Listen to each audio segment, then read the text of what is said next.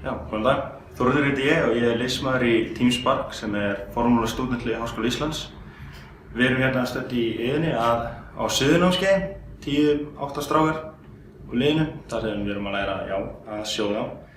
Það sem við gerum í Team Spark að við smíðum rafmagnsknúinn kaktusbíl sem keppir á virtustu og stærstu verkfræðikeppni heims Formúla Student sem haldin alla Evrópu og hér og þar heiminn.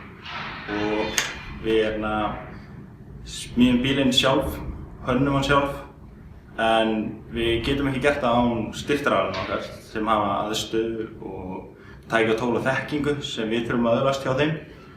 Og hérna við henni, erum við að kenna okkur að sjóða sem mun nýtast okkur því að það jú stál í bílnum og ál sem við þurfum að sjóða saman, rör og fleira. Og svo munum við einnig fá að nota rennibekk og fræsjón seinna meir. Og þetta allt gífurlega mikilvægir partar til þess að koma að framleiðslu bílsins.